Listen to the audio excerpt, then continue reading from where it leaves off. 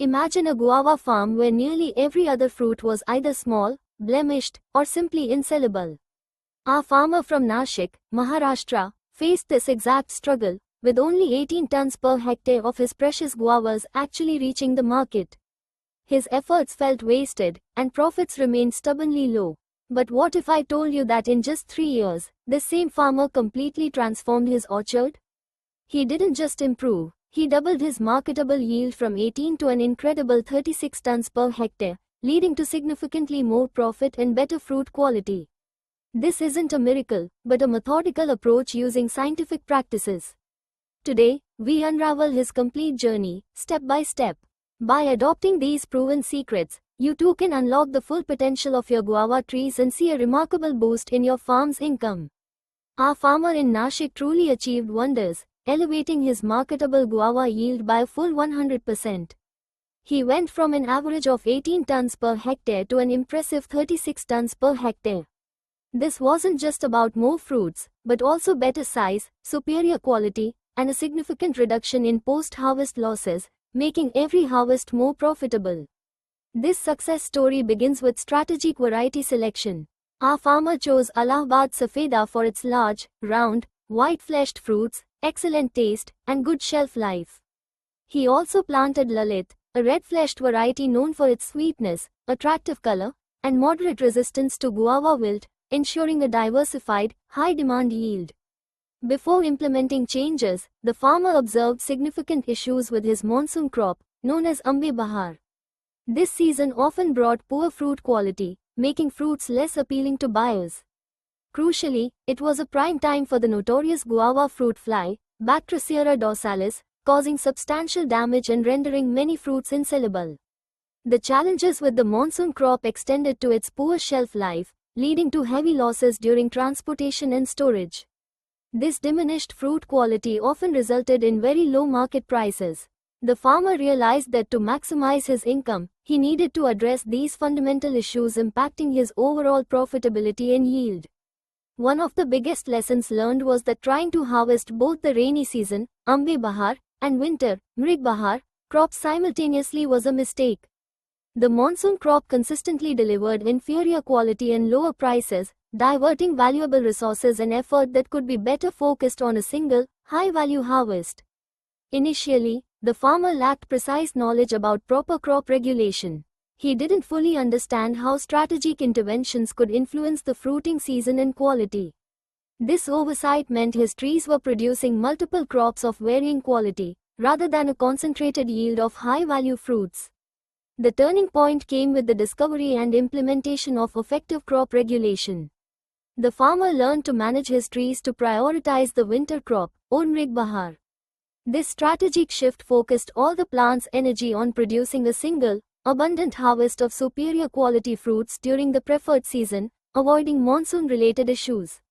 To prepare for the desired winter crop, the farmer applied a crucial dose of NPK during the pre-flowering stage, in April to May.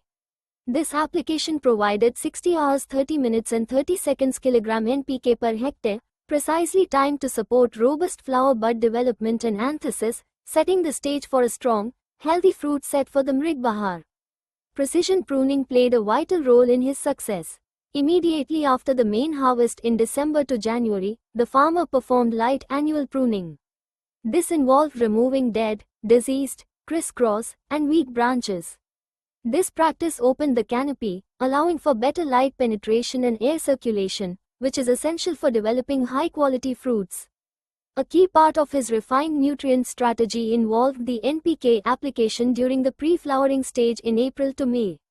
This timely application delivered 60 hours 30 minutes and 30 seconds kg NPK per hectare, specifically targeted to support the developing flower buds, which are critical for initiating the high-quality winter crop that fetches better market prices. A critical step in crop regulation was actively eliminating the rainy season crop, the Ambe Bahar. By removing a portion of these early fruits, the farmer redirected the tree's energy. This ensured that the plant could channel all its resources into producing a more robust and higher quality winter crop, aligning with market demand and reducing pest issues. For the successful winter crop, meticulous nutrition and care were paramount. The farmer annually incorporated 10 tons per hectare of well-decomposed farmyard manure, FYM, around the tree basin, improving soil structure and water holding capacity.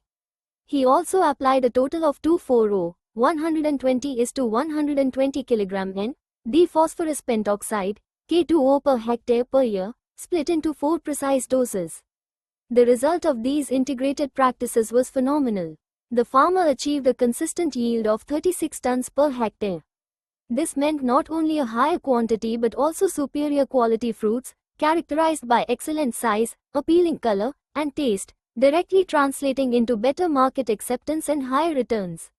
This significant increase in marketable yield translated directly into double the revenue. With an average market price of 25 rupees per kilogram, his gross revenue soared to 900,000 rupees per hectare. Even with increased input costs of approximately 75,000 rupees per hectare, the net income saw a substantial jump, making his guava orchard highly profitable. Common mistakes often include neglecting crucial aspects like proper irrigation and balanced nutrition. The farmer understood that consistent water availability, especially through drip fertigation, and a precise nutrient schedule were non-negotiable. Skipping these steps can severely limit fruit development and overall yield potential, undermining all other efforts. To ensure optimal fruit set and quality, the farmer implemented foliar sprays of essential micronutrients. These included zinc sulfate at 0.5%, ferrous sulfate, iron 2 sulfate at 0.2%, and borax at 0.1%. These were sprayed twice, once during the active vegetative flush in March and again at the pre-flowering stage in May, directly impacting fruit development. The first key learning from this farmer's journey is clear. The winter crop, or Mrig Bahar, is unequivocally the best. It consistently fetches better market prices and faces significantly fewer pest and disease challenges compared to the monsoon crop, making it the most profitable season for guava cultivation. Secondly, mastering crop regulation is crucial for increasing both fruit quality and overall yield. By strategically removing the monsoon crop, the farmer concentrated the tree's energy. This ensured a targeted yield of high-quality fruits during the Mrig Bahar, maximizing market value and minimizing losses due to poor fruit development. Finally, timely nutrition and vigilant pest and disease control are absolutely essential. The farmer's success relied on precise NPK application, micronutrient sprays, and integrated pest management for fruit fly and mealybugs. Prophylactic sprays for anthracnose also safeguarded his harvest, ensuring minimal losses from common issues. This farmer's integrated approach proves that scientific methods can truly transform your harvest. Adopt these precise practices today, from variety selection and soil health to pest management, and witness your own significant increase in profit.